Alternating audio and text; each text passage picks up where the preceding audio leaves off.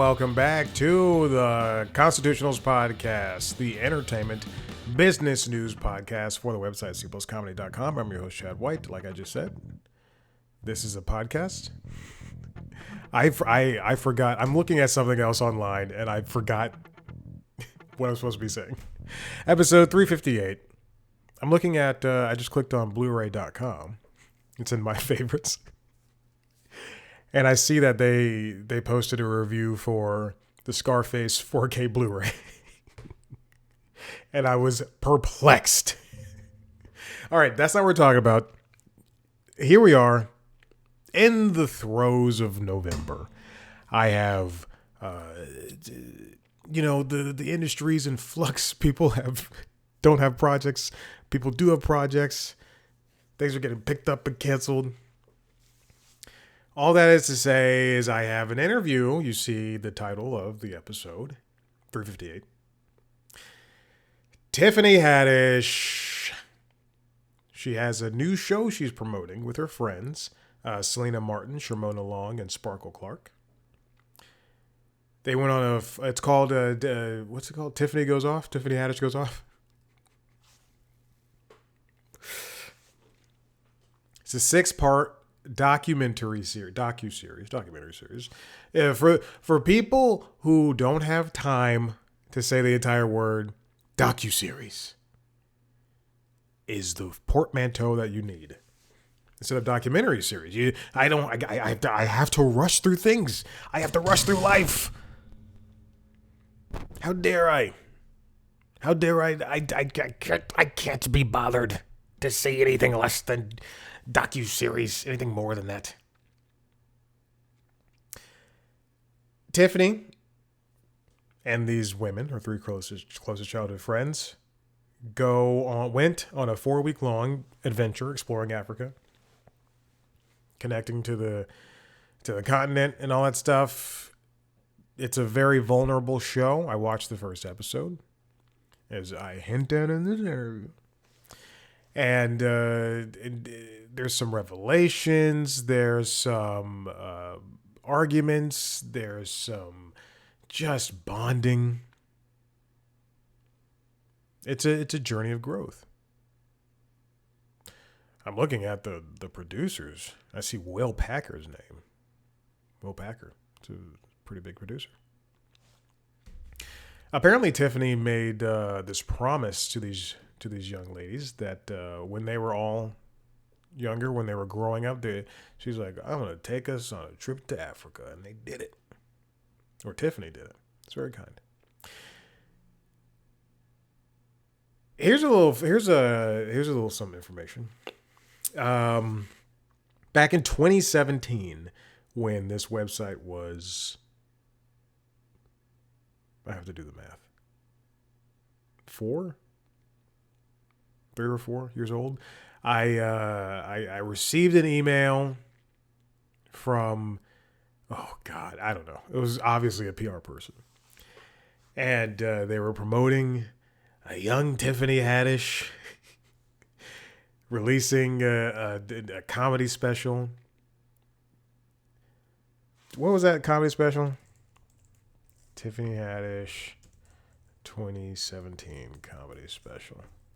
It was on Netflix, I believe. She Ready. I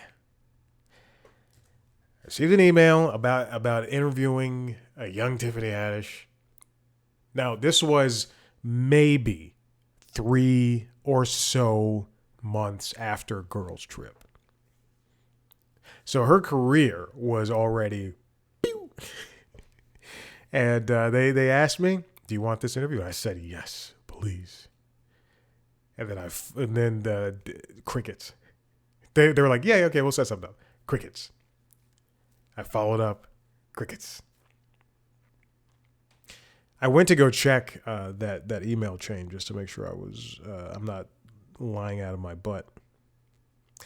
And I'm correct. Because I still have the email. I have every email from ever. You're not going to cancel me. Oh, kidding. Anyway, this is a short interview This is why it is in the in a mainline episode of the show. But I'm happy to even have had it in the first place. I wish it was longer. I wish it was longer. It's a couple of minutes. It should have been a couple of minutes longer because there's 4 people that I'm asking questions to. And also, I believe that I was cut short on time.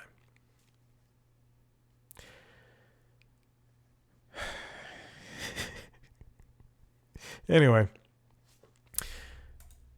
I hope you enjoy this. Go watch the show. Tiffany Haddish Goes Off. I believe it's on Peacock. Let me triple check that. It is currently on Peacock. Yes. I believe today's the 13th. Yeah. So it launches today. I'm looking at the email and I'm looking at the camera at the same time. So go check it out. If you like Tiffany Haddish, if you want to see a docuseries, if you want to see a travel series, go ahead, do it. Enjoy it. If you want to see a video version of the interview, you can go to youtube.com/C+comedy. We're going to see a video version of this show as well as the other shows. And watch me talk to Tiffany Haddish and her friends. Speak with, not talk to. All right, again, you ain't going to cancel me. All right. On the other end of this, you'll hear me, Tiffany Haddish, Selena Martin, Shermerna Long, and Sparkle Clark. And then at the end of that, you'll hear the rest. Now enjoy. Tiffany Haddish Goes Off. What's your name? I'm Chad. Hi, Tiffany. Hello. Okay, Chad. Okay. Demystified wherever I thought.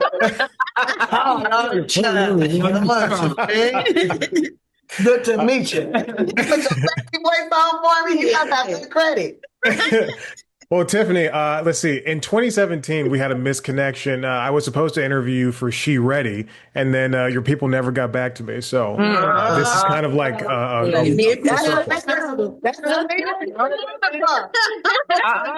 2017. No. 2017. I put some names out there, but that wasn't me. 2017. Misconnection. You making that sound like we had a date or something. like we met at the AutoZone and I gave you my number, but then you had lost it. Or I had said, yeah, give me your number and I'm going to call you, and then I lost it or something. Like, that's how you making it sound. Well, I don't know. Maybe that's what could have happened. Well, you missed out. What's your credit score? 720. Now you just about, pretty much. Just about. Okay, you got an EIN number. No more personal information for you guys. Right. It's not the boss I'm looking for, guys. Yeah, and remember you said no more personal information. Go ahead. Good question, young man. All right. Okay, Selena, Sparkle, Shermerna, were you guys when you decided to join Tiffany on this trip and do the show? Speaking of personal information, was that a challenge for you to say, hey, I'm going to let these cameras into my life? At first, I was just thinking, I'm going on a girls' trip and I'm going to Africa to visit all these countries. I was excited, ready to go. So I knew the camera was going to be in my face, but when I actually got to Africa and the cameras were really in our face, I was like, oh, wow, this is for real. And they're just following us around everywhere. They didn't want to disappear. But it was fun. I enjoyed the experience with my girls. That's good. Anybody else?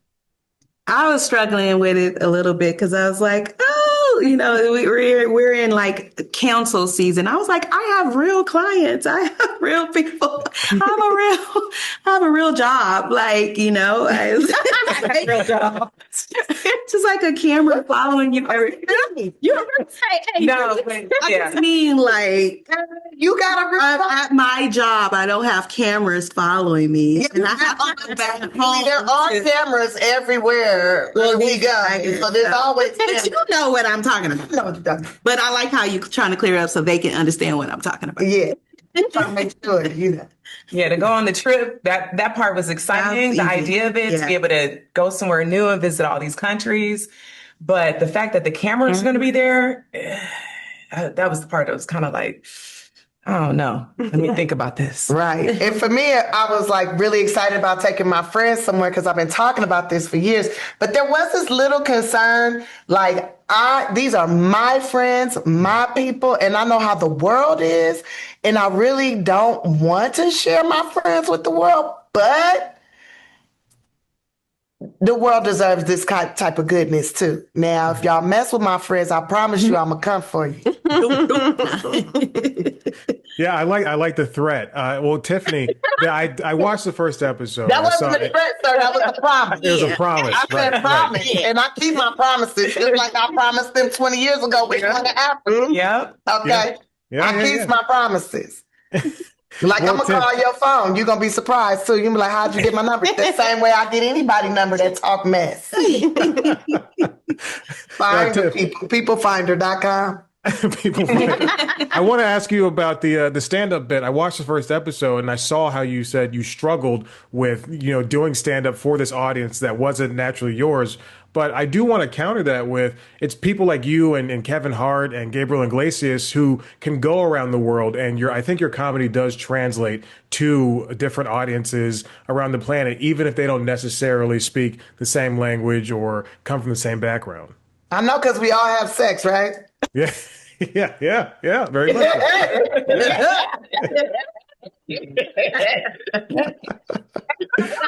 Laugh. Oh man. He locked me up. Look at him touching his lips and stuff. He into it. He like, I don't know how to behave. I'm a masochist. Go ahead, What just can take I your say? shirt off. Just take your shirt off. I did just get back from a run, so I'm very, very much ready to go. Let's see it. Show us something. Let's see if the African American compares to the African. Let's see. Say something. Try to see something. Shoot. I'm still ovulating. I'm sorry. Well, I'm getting the wrap up time. I'm getting wrap up signal. I wish I could. Trust me, I wish I could give you your own. Dang, you couldn't. You out of time. I'm out of time.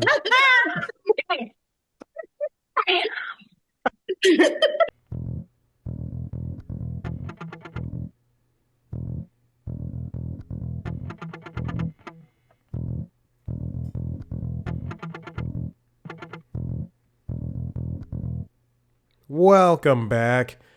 Here we are. Hopefully I left enough room. I'm looking at the wavelengths. The wavelengths were the audio waves. Hopefully I left enough room for future Chad when he edits this episode to not have to do too much work. And then hold on, I'm responding to a text message. Yeah, I get text messages sometimes. And then I did something on the iPad to where I hopefully don't have to edit in any audio besides the interview. I'm really just trying to save myself time. What's been going on? Not much. I have not seen a movie this week. I meant to go see Predator. Badlands, I believe that's what it was called, but I did not have the time. And then, Tuesday was Veterans Day, so the news is very light. So I'm having to double up stories from LinkedIn logs from other podcasts.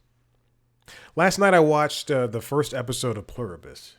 Wednesdays are typically one of my heaviest days for working out, and I chose to start that show at 7:30 because I knew I was going to get in bed at 8:30.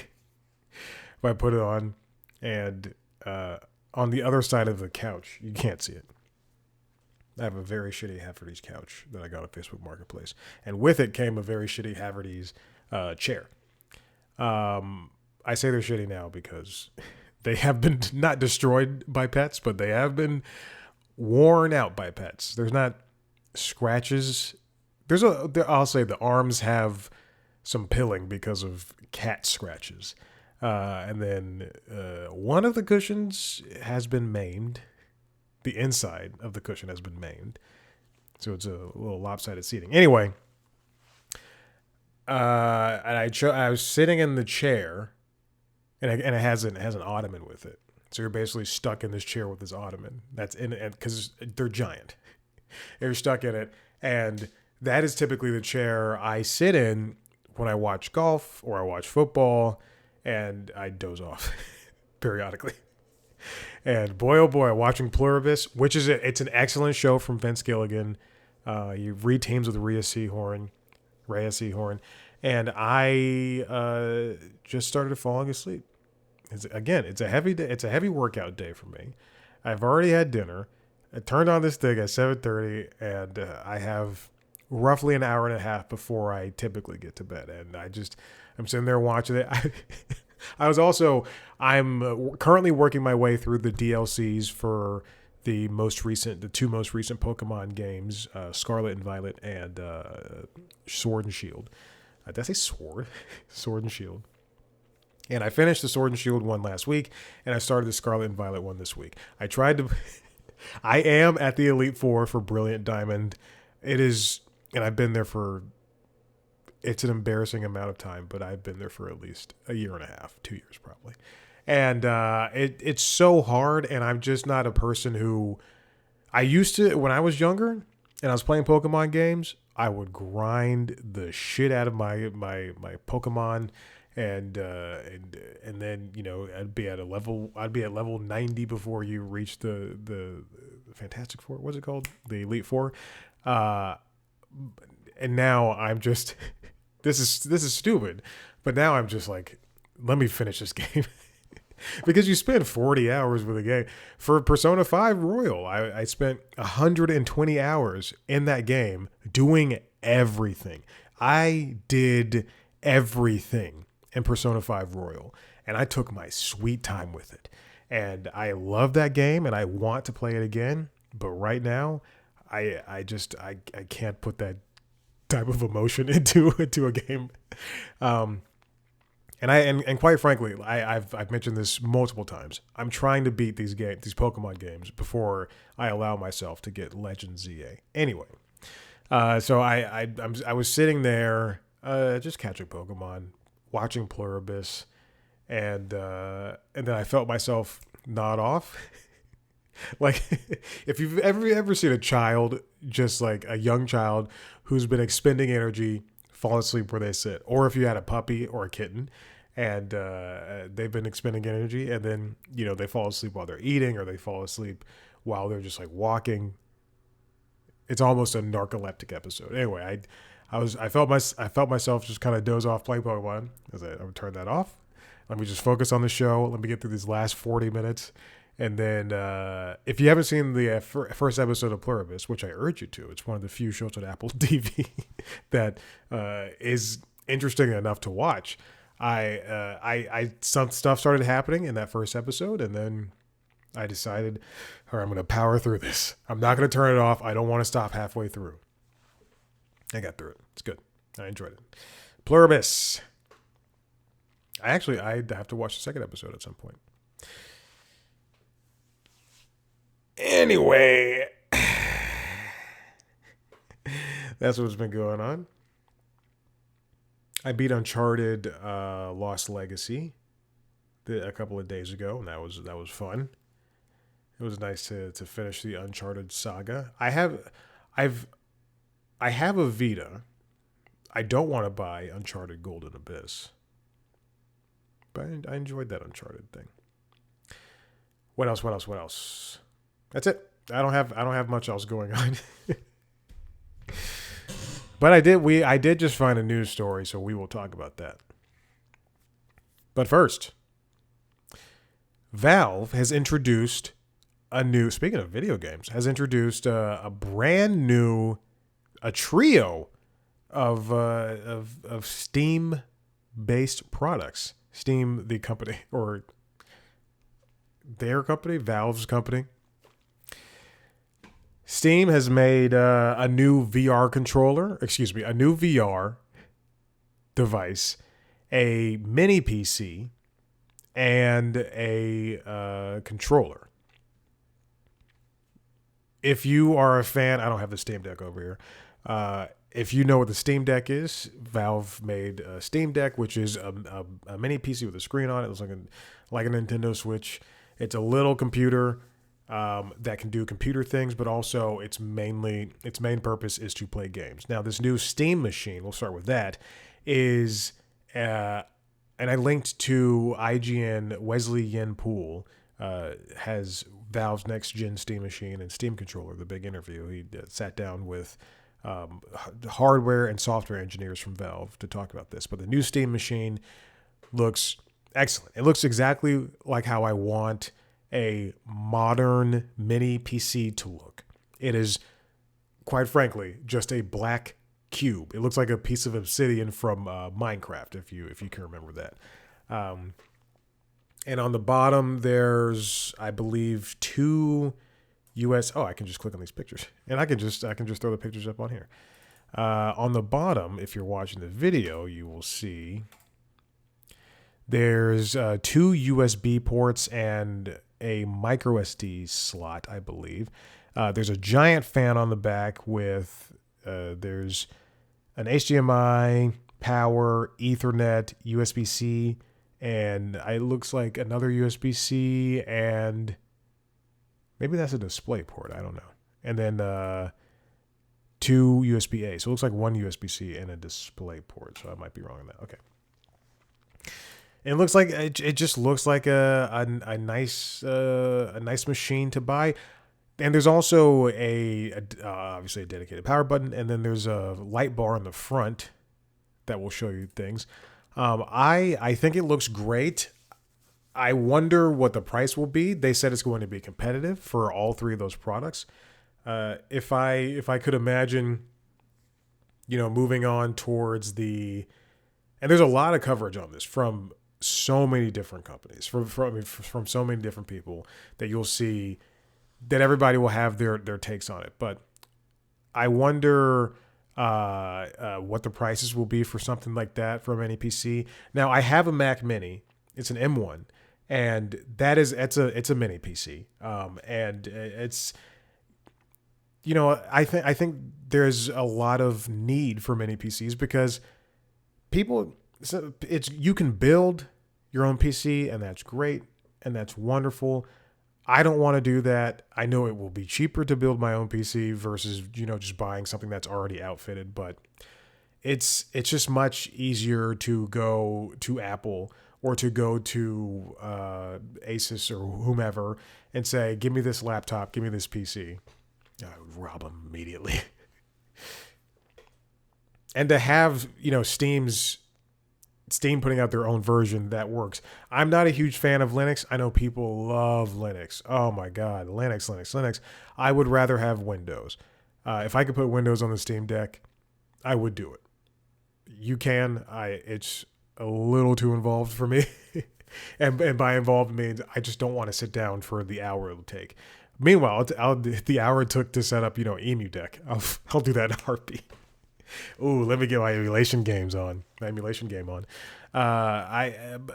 PCs are great.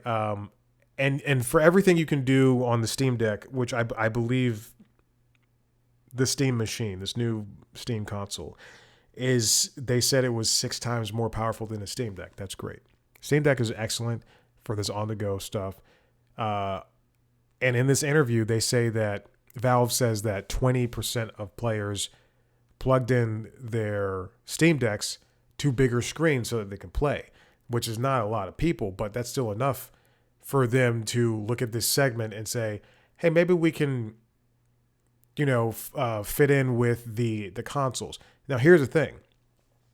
Every bit of coverage that I saw regarding this new Steam machine has been positioning it against the Xbox and PlayStation. I've said it before on this show. Many people can have one thing, but I think in today's modern gaming world, most people have multiple ways to play games. Now, the way those things can differ. You can have a Switch and a PlayStation, and then you can also have your phone, which is a way to play games. You can stream things on your phone, or you could just download stuff on your phone and play it. Some people probably have Xbox Switch or Xbox, PlayStation, or Switch, PC. There's many different combinations, and I think this very ancient term of wars, putting wars on everything. You see wars like, oh, the streaming wars, oh, the gaming wars, the console wars. Did Sony win the console wars because Xbox is doing this? I think that's antiquated, and to keep positioning it like that, like there's a fight happening, is as for anything is as bad as just dismissing these products, because Xbox offers something that PlayStation doesn't offer. PlayStation offers something that Nintendo doesn't offer. Nintendo offers something that both of those other console makers don't offer, and companies. Now, let's go on to the. I'll give my idea on price in a second. The Steam controller looks just like a traditional modern controller, except it's got the Steam variants on it. It's got the 4 paddles from the Steam Deck sort of on the back. It's got the touchpad from the Steam Deck, 2 touchpads from the Steam Deck on the front of the controller. The buttons have a sort of the same positioning as a PlayStation, but the look of an Xbox. Like the select and the start buttons are for the Xbox. It's got paddles. It's got an extra Steam button, and it's got a 3 dot button, I guess, in the middle of the touchpads. I don't know. It looks good. It's got a special charging dock that each one comes with. That it charges via USB-C, but there's also some type of charging dock that it comes with that is really cool, that just kind of snaps on there. And in the trailer for the thing, let me go find the trailer. It was very interesting how they said that, you know, you put the controller down, it charges, and I think it's really cool. Oh my god, Chad.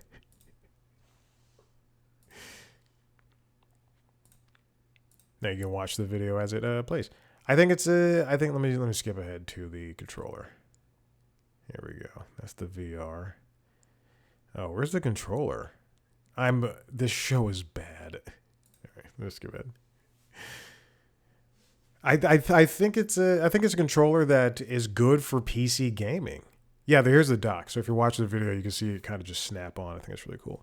I think it's a good controller for PC gaming. They also said in the trailer that the touchpads help PC games that aren't necessarily meant to be played with controllers, be played with. So I think that's really cool. I think that's a very cool thing. I typically, if I use a controller on a PC game, it's an Xbox One controller. An Xbox controller, not an Xbox One. Then they also have a VR headset, which I don't know what the name of it is. Where the heck is it? Where's the VR headset? Okay, I'll just go to the video. The VR headset is essentially a newer version of the Valve Index. You don't need to put down any extra devices or anything. And it looks great. It looks like, a MetaQuest, except it looks like a mix between a MetaQuest and the Apple VR. It's got the controllers of the, I guess, like the MetaQuest. It's got split controllers with magnetic joysticks, so it'll be better, longer lasting. There's a USB stick that you can plug in to your computer, and it has its own dedicated wireless streaming. That's really cool. It's got the cameras all around it, just like the MetaQuest. And you can download VR games to the headset itself because it's got onboard storage. And then, or you can, if you have a strong enough PC, you can stream a game. I think that's really great. This is the next iteration of what they needed. The Valve Index was good. Now this could be better. Anyway, my prices on this. This is all just conjecture. I think the Steam machine, the console itself, the mini, since it's a mini PC, I think, and they said they want it to be competitive. If you can get like a NUC, like an Intel NUC NUC, I believe that's what it is, Intel NUC. So if you can get a NUC for here's an Asus one for 360. You can get a bare bones version of that. Also, it's not upgradable. The only thing you can upgrade is the SSD, and everything else is going to be soldered on. I'm going to say it's going to be north of 600, maybe 600 to 800. The controller, I'm thinking $90, $80 to $90, because the Steam Deck is between 400 and 600, I think. And then the VR system itself. How much is a MetaQuest 3? Let's see. MetaQuest 3. Go to the shopping tab. A MetaQuest 3 is $429 from GameStop. So I'm going to guess the MetaQuest 3 will be around $600. I mean, it has to be able to play VR games. So between $500 and $600. I think it's really cool. I think it's a very, very, very fun thing. And this is the type of competition people need. Because, again, you don't want Nintendo to leave the video game making space and the console making space. You shouldn't want Microsoft to leave the video game making space and the console making space. Just because they put Halo on PlayStation or Forza Horizon 5 on PlayStation doesn't mean Forza Horizon 6 and Halo, it's 4, 5, Infinite, 7 is going to be on launching directly on there. Or Gears, because Gears of War 1 is on there doesn't mean Gears of War 6 is going to be on there. I'm excited. I want more mini PCs. I want things to become more accessible. I do want things to be more like Framework. Framework PCs it's a company it's relatively new, within like the last 10 years or so, or 5 years or so. But Framework, you can buy a laptop, and if you want to switch out a component like a USB-A port for a USB-C, then do that. If you want to switch out fan for something else, you can do that. If you want to switch out, this and that, and it's a little bit more expensive, and a little bit less powerful. But I think it's very cool. I want more things like that. All right. This next one comes from Variety. NBC revives NBC Sports Network, launching first on YouTube TV, offering Peacock's sports lineup. This comes from Brian Steinberg. Now, just because things are shifting towards streaming doesn't necessarily mean everything is going to be available on streaming. You should not want that. But you should not want things to be gatekept on linear. Still, NBC Universal has this brand of NBC Sports. Remember that they shut down NBC Sports Network a long time ago.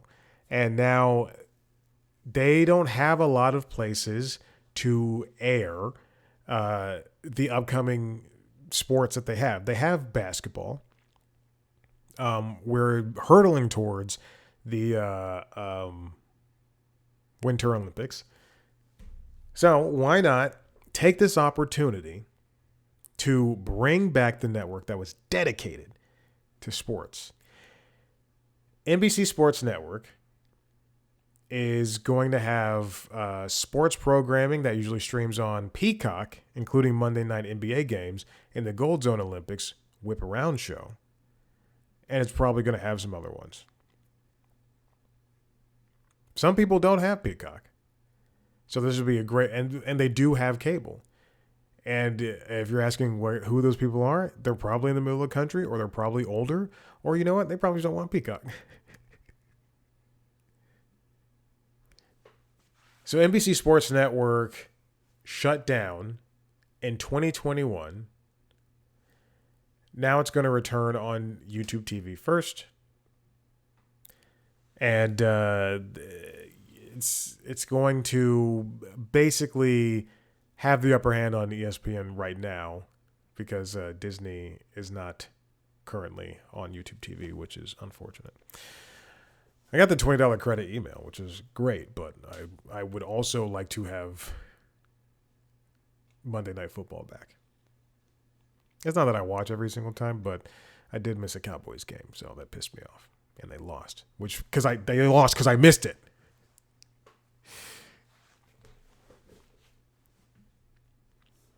Now, a deal like this is usually something that is not. It is frowned upon. As Brian writes, cable and video companies like Charter Communications and Cox would no doubt like to be able to give their customers access to the content that streams exclusively on services like Peacock or Disney Plus. And that will eventually happen. But NBC's solution, creating a standalone pay TV network that features streaming-only content, could divert subscriptions away from Peacock and toward YouTube TV, which I doubt is something that's going to happen, creating some headwinds in the efforts to win new Peacock customers. It's eventually going to be available on Comcast's own Xfinity service and some other distributors in the months to come. YouTube TV and other, I'm not even sure. I know at least from YouTube TV perspective, they add new channels all the time. Usually it's stuff that you're probably not going to watch. There's Motor Trend, they'll add that. I believe they added Comet TV. Actually, I don't even know how long Comet TV's been there. But I'm popping up in YouTube TV right now. Let's see. Hello? Okay. Anyway, all right, let me scroll down to the bottom because that's where I usually put them. Cozy, Start TV. Oh, Tastemade. That's the one I was thinking of. It's networks that you don't typically watch. And yes, you can hide them. I hide Fox News. But they keep trying to show it to me. All right, if I'm gonna show you, if you're watching the video, you can see like OAN, original One American News, Bloomberg Originals, AWE. There's a YouTube Zen channel, WNBA on Ion. There's Newsmax, all the right-wing news. A couple of NFL networks, Bounce TV, which I used to work at, Scripps News, which now owns Bounce, Ion, which is part of the Bounce family. There's things there that you can add on, and they're free with your, not free, they're included with your subscription, but there's just no point. I'm not gonna watch those channels. Why have them on? People are already fans of NBC Sports. When NBA was on, when the NBA was previously on NBC, that's why Round Ball Rock was so popular. So this is just like digging into nostalgia, and people love it. Okay, this is a brand new story that came up today, and I've yet to even read it. So let's get to it. This comes from Todd Spangler over at Variety. Disney Plus has huge. I still have the Scarface 4K Blu-ray tab open. I want to read that review. I want to see what special features that thing has. I have this Scarface on DVD, the special edition, 2-disc. Ask me the last time I watched that. I want to say, man, that was. I mean, I was obviously high school when I bought it. I probably bought that at CD Warehouse, which is like a used CD, DVD, eventually video game, eventually 4K, eventually Blu-ray because 4K did not exist. Vinyl store. Oh, I loved it. It's now closed, but I loved it when I was in high school. Oh, my goodness. Anyway. I still have the DVD. I still have several. I have a whole collection. DVDs and movies, and now video games are the things I collect. Just physically, I love it. Anyway, I haven't touched that disc in a long time. Is what I'm saying. Disney Plus has huge opportunity in games and will tap into AI-based user-generated content. CEO Iger says, comes from Todd Spangler at Variety. There was the earnings call today that Disney talked about their, what's going on in Q4, excuse me. The stock the stock fell about 8% because the company has mixed results. I'm saying different numbers. I'm going to go to Axios. Christine Wang says Disney drops about 8% after revenue miss, warns of lengthy YouTube TV fight, which is not something you want to hear. But there was something very interesting that popped out if you peer through the transcript of the call. Now, we know Disney Plus next year is going to merge with Hulu, and it's going to be on one unified platform. We're already seeing kind of what that is going to look like. If you have Disney Plus right now, you can go to the app and you can see that there are 3 separate tabs besides, For You. It's For You, Disney Plus, which includes Disney, Pixar, Marvel, and Star Wars. And then you go to Hulu, and then that has all the stuff that's available on Hulu, like American Dad, Family Guy, Always Sunny. The shows I like. And then there's an ESPN tab, which has, if you subscribe to ESPN Plus, you get all the ESPN Plus stuff. And so, and that's eventually, when Hulu is sunsetted, Hulu will just be an add-on on Disney Plus, and then you'll see all your Hulu stuff there. But what's interesting is Iger said that games are pretty neat. He said there's an opportunity to... No. I'm sorry. He cited Disney's $1.5 billion investment in Epic Games, the company behind Fortnite. And while the games and experiences developed under their partnership, quote, will largely be on their platform, the Epic Pact, quote, gives us an opportunity to integrate a number of game-like features into Disney Plus. Now, if you remember, if you know this, if you go to Netflix, on any Netflix app, on the TV, on the phone, on the iPad, I'm not sure about the consoles, so I might take that back. But if you go to any one of those apps, you'll see that they have games. You can, on the phone and on the iPad, to the very least, you can pull up the app and they'll show you games that you can play from the store that you have access to. So on Android is what I'm trying to say. On my phone, on my Samsung phone, I have access to Bloons TD6. Remember when? Oh God, I remember when iPod Touch was around and Bloons first came out. You can also play for now Civilization 6. They also have games from the Netflix shows like Stranger Things and Narcos, Reigns. I don't know what that is. I just realized I said something I don't know what that is.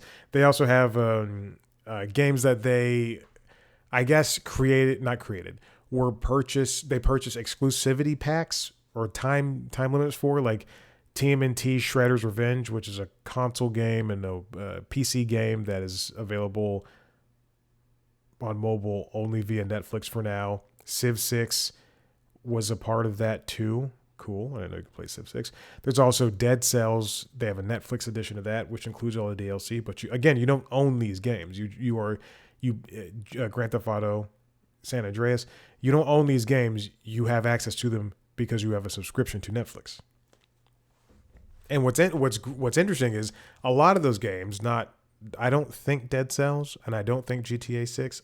Don't quote me on that. But a lot of these games you're able to play using your remote on your TV. And I think Iger, and I think Disney sees that. And they say, and they're like, hey, we have to find ways to keep people on the Disney Plus app, which is a good reason for Hulu to come there and a good reason for ESPN to come there. Is like, hey, let me, I'm watching The Simpsons. Again, the only thing I watch on Disney Plus. I'm watching NKIF. I'm watching The Simpsons. let me back out of it and go find something else. Or you press back, and then instead of pressing home for some reason, you press back and you see, oh, wait a minute, there's a Monsters Inc. game. Let me check that out. On the other side of that, for the AI, he says that Iger said the other thing that we're really excited about that AI is going to give us the ability to do is provide users at Disney Plus with a much more engaged experience, including the ability for them to create user-generated content and to consume user-generated content, mostly short form from others. When I saw that, I just thought, what are you going to do? Because are you going to, and I'm going to preface this with, last week the New York Times introduced a create your own Wordle game with it inside of the New York Times app. So you can make your own Wordle, which is very cool. But is that something that is going to be used over and over and over again? I know I did it once and then I went great, and then I just didn't go back. But I think it's a very cool addition to have, and they stopped. You can't put curse words in there. You can't do slurs. You can't do any of the bad stuff you think people are going to do. Now, for Disney Plus's AI user-generated ambitions, is that something that they want to happen? How are they going to gatekeep all that? And how's that going to work? And I don't mean gatekeep as in like they're keeping us from saying gays and Jews and stuff and blacks.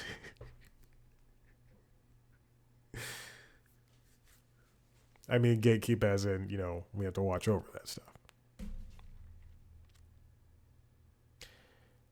In fact, Iger's very bullish on AI. He wants to deploy AI on the direct-to-consumer platforms, saying, quote, both to provide tools that make the platforms more dynamic and more sticky with customers, but also give consumers the opportunity to create on our platforms. Oh, okay, here we go. Iger said Disney execs have had, quote, some interesting conversations with some of the AI companies, and I would characterize some of them as quite productive conversations as well, seeking to not only protect the value of our IP and of our creative engines, but also to seek opportunities for us to use their technology to create more engagement with consumers. So, they want to, there's going to be guardrails on that stuff. Because if these AI companies like Midjourney and Chinese AI company Minimax, and even I'm not wearing a watch. Just realized that it's charging. I work out. The watches need to be charged, baby. But even AI, OpenAI, ChatGPT, AI, even AI, OpenAI's ChatGPT. These companies have used the Disney properties or Warner Brothers properties or Universal Music or just truly IP stuff and illegally, and people have been creating their own projects with that. Now Disney, NBC Universal, Warner Brothers, they sued Midjourney and Minimax seeking to recover monetary damages and injunctions to block the alleged infringement, because these tools like Midjourney, you can go, or Sora, or go to one of these companies and say, make me a clip with Mike Wazowski. I can't get Monsters Inc. out of my head. Get with Mike Wazowski telling jokes about the Taliban, and it happens. I don't like to get on social media, and when I went to post the interview for Tiffany Haddish, a clip I saw on TikTok, and I see it on Instagram too, but I saw on TikTok a Michael Jackson returning something or buying something at Walmart thing, and I just did. And I didn't watch the entire clip because I did not want another one of those things in my algorithm or my feeds. But man, it is just unfortunate the amount of wrong and user created junk that's out there.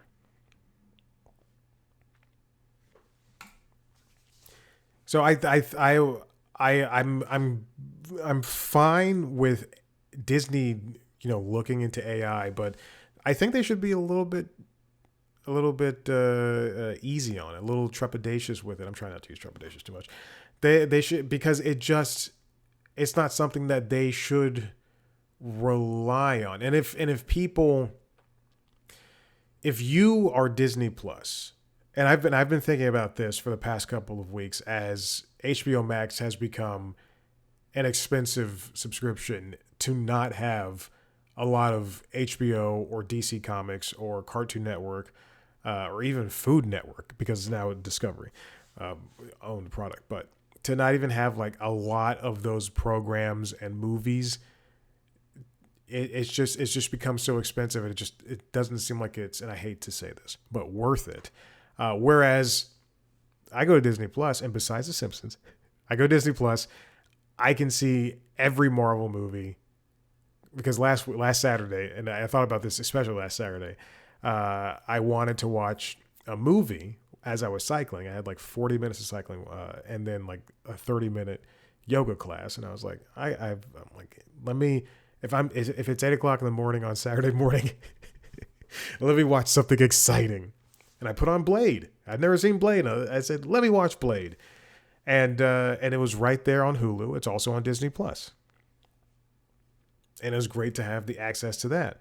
Whereas you go to HBO Max and I see, and I go, can I watch anything that's not, and this is not a knock, on Teen Titans Go or Adventure Time, because I do own all of Adventure Time. I have every single episode of Adventure Time on iTunes. Apple TV, whatever, I'm sorry. But I can I watch anything else on the Cartoon Network section of HBO Max that's not? No. Well, now this Clarence is on Hulu. Okay, I have access to Hulu, but what if I didn't? And even Netflix. Netflix has everything it's done. Well, pretty much everything is done. And I'm not saying Disney has everything it's done. It's just there's more of a value proposition there as opposed to what's on HBO Max. And it is just so frustrating to have these companies talk about AI and want to fall for AI when they don't do enough for what's already on the platform. And that's kind of why I wish Hulu would stay a separate entity, because it was Hulu and Crackle were the first streaming platforms way back in 2008. Oh my God, I had a Hulu account because we didn't have DVR. So and it was free, and you could, in Fox and Disney and CBS for a little bit and NBC, they all teamed up on this project. And you could go, if you missed an episode of The Simpsons, you could go the next day at 6 a.m. and watch that episode. Or if you missed an episode of Modern Family, I guess that was on at the time, you could go and watch it the next day. Free. All you had to do was watch ads. Oh, my God, what a beautiful time it was. And then if you had an ad blocker up on your computer, you could watch it without ads. Oh, you can watch South Park on southparkstudios.com. Ugh. Oh my God, I missed that. What a time. Anyway, that's it. That's all I have for you. Listen, if you like what you heard here, head to the website, cpluscomedy.com, where you can see me talk to famous. You can see pretty much everything I've ever done. If you want to see a video version of the show, go to youtube.com/cpluscomedy, where you can see a video version of the show, as I said before, previously, as well as a video version of the other podcasts, Late Night Lately, the Late Night Show, and LinkedIn Logs, the Jobs podcast. Subscribe to those shows wherever you get your podcasts. On youtube.com/cpluscomedy. You can also watch video conversations I have with celebrities too. So go watch that. It's under the interviews. Follow us on social media at cpluscomedy on Blue Sky, Instagram, and TikTok. Me at Chad Blackwhite. All those platforms. We'll see you next time. Bye.